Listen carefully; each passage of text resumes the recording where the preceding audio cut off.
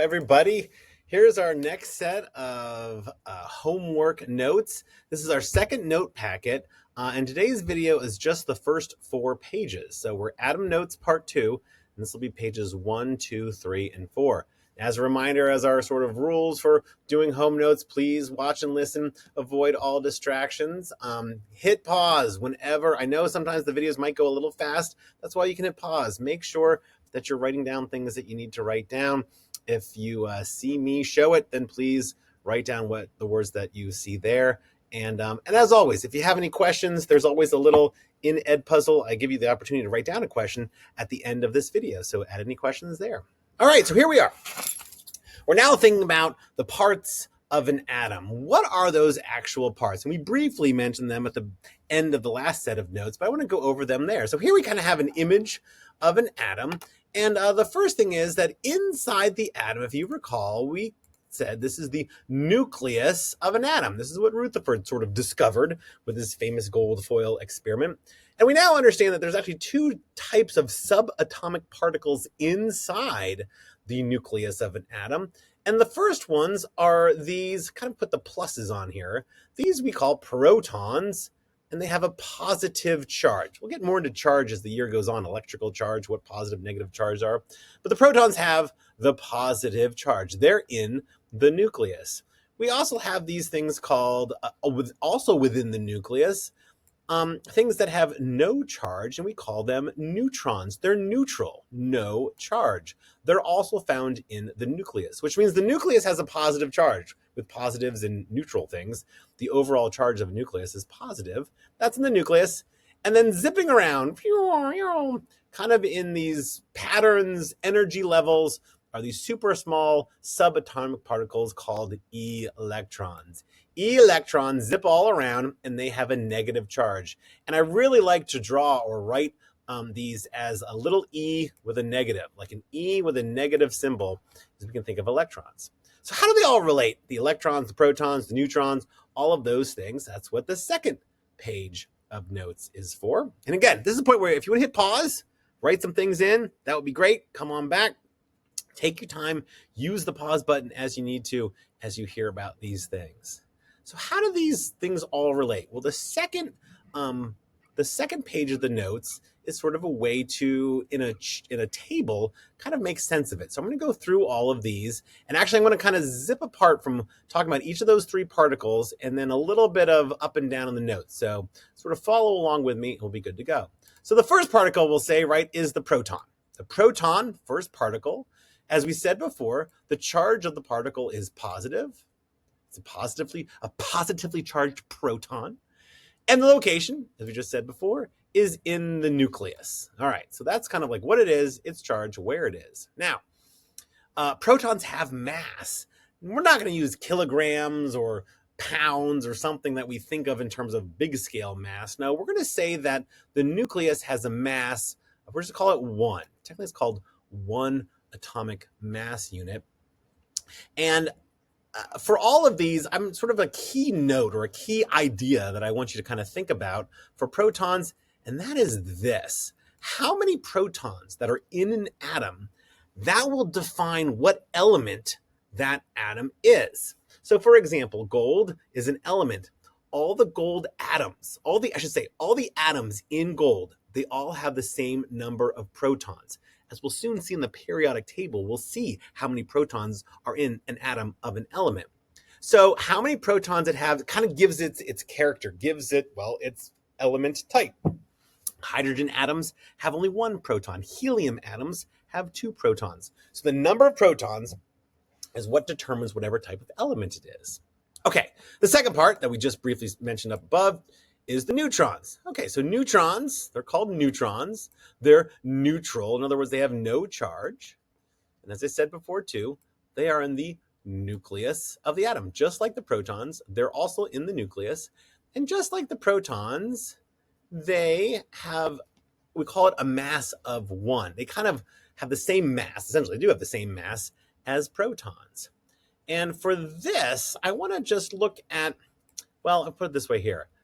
See the notes on isotopes. The note I want to say about neutrons is something about isotopes. So hold on, we'll pause there. Let's scroll down here's what I want to talk about with isotopes. So isotopes is a term that we'll have to do. And to understand isotopes, we have to think about neutrons. So the think of it is this. Let's put it this way. If we look at it like this. So imagine if we have two atoms. They have the same number of protons. Say this one has 3 protons and this one has 3 protons. If they have the same number of protons, as we saw in the rule for protons, that means they're the same element. Same number of protons have to be the same element.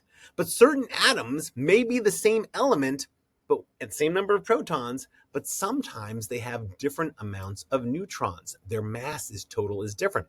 They have different amounts of neutrons. Those are called isotopes.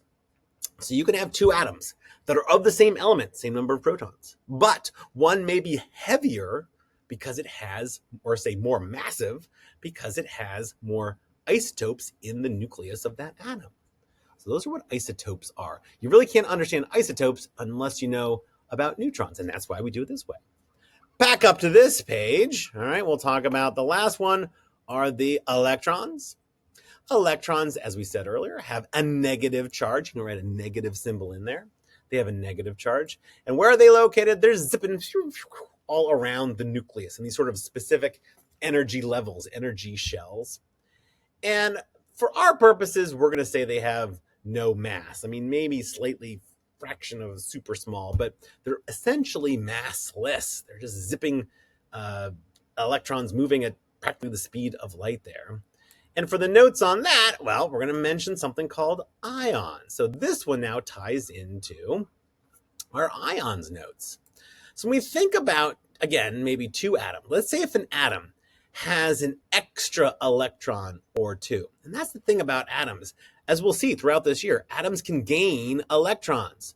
Sometimes atoms can lose electrons. If they have extra electrons, or if they're missing electrons, if the number of their electrons do not equal the number of their positive protons, we say that the atom is charged. It has a charge to it. Really, it's an electrical charge. We'll get to that later. And we call any atom that has some charge to it, we call those ions. They can be positively charged, they can be negatively charged. We'll explore that a lot more in the weeks to come. But if atoms have extra electrons, or if they've lost some electrons, they get a charge, and any charged atoms we call ions. And that ties into then this second definition. All right, the final page for today is that when we look at the periodic table, we'll be looking at that, we'll show it in the classroom, you've looked at it before, I'm sure. I want to sort of make sense of what does it tell us in terms of the atom, and how do we put all of this together? So when we look at the periodic table, we see a couple things. Maybe the first thing you notice is the big letter, 1 letter or sometimes 2 letters. That's the chemical symbol. All right. The chemical symbol, it tells us what element we're talking about. C for carbon, O for oxygen. Sometimes you might have 2 letters like Al for aluminum. But sometimes the letters are a little weird, like Fe for iron. Iron isn't spelled Fe. What's another good one that's up there? Gold. Gold, the chemical symbol is Au. And that's because not all of these element symbols were given the symbol based off of the English description of that element. It may have been a different language. Latin, of course, has been used a lot. I believe the Latin word for gold is like aura or aurus, A-U-R-U-S, I think. That's where we get this chemical symbol for gold. So that's the chemical symbol. That's what we're talking about. It has the name of the element. Of course, that'll be on there as well. Ooh, I can make a big down there. And then there's a big, big number. I know on your notes it's a little small. Make the 6 a little bit bigger. In the symbol for carbon, you'll see a big, big 6. And what that is, we call that the atomic number, the most important number. And the atomic number is the number of protons. Any atom that is a carbon atom has 6 protons in it. And that's why it's kind of like the most important one, right? If the number of protons tells you what element it is, if it's got 6 protons, it's got to be carbon with that. And the last number down here, this we call the atomic mass. And we call this the atomic mass. And what the atomic mass is this. Here's the definition. The atomic mass is when you add up all the protons in the nucleus of the atom plus all the neutrons in the nucleus of an atom. And you add those 2 things up, and you get the atomic mass, the number of protons plus the number of neutrons. And you can see here that the atomic mass for carbon, adding up all the carbon atoms, protons, and neutrons, is 12.01. Protons plus neutrons equals 12.01. Is there 0.1 of a neutron extra? Why isn't it a whole number? If we don't have parts of protons and neutrons, it should be a whole number, and I agree, it should be. Well, this is why what you see up here is not a whole number. There's a decimal component to it, and I've not revealed all that I want to write up here in a second. And that is this. So carbon. There's one type of carbon that we call, the most common type of carbon, that we call carbon-12. It has an atomic mass of 12. If it has an atomic mass of 12, and we know it has 6 protons, it must have 6 protons. And to make 12 being the mass, it must also have 6 neutrons. So carbon-12, the most common type of carbon, has 6 protons. It has to have 6 protons because it's carbon. And then to equal 12, it has to have 6 neutrons. That's most carbon in the world is carbon-12, 6 protons, 6 neutrons. But in the world, in our world, in the universe, there's a rare type of carbon. It's a rarer form. Let me hide this here. It's a rarer form, and it's called carbon-14. Now ask yourself, carbon-14 has an atomic mass of 14. Ask yourself, well, all right, carbon-14, how many protons must carbon-14 have? You said 7, it's not true. Because if it had 7 protons, it wouldn't be carbon. It has 6 protons. It has to have 6 protons to make it carbon, and it certainly does. But to make the mass equal 14, it has to have 8 neutrons. It's a heavier form of carbon.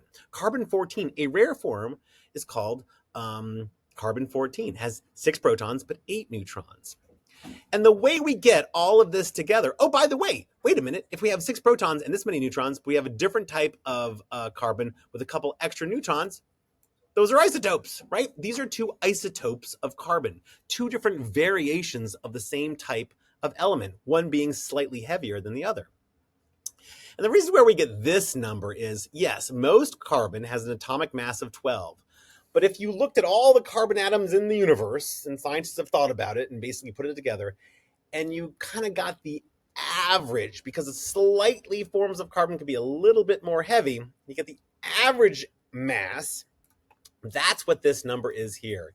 It's the average atomic mass. You can tell it's slightly bigger than 12 because of the existence occasionally of a rare form of carbon, this carbon-14. So the number we see up here is on the periodic table is the average atomic mass. On average, this is the mass of carbon. All right, we'll continue to explore this, but this is the end of tonight's notes. As always, at the very end, as you'll see in a second, if you have any questions, and I'm sure you do, write them down and we'll talk about them in class. All right, we're all set. Bye.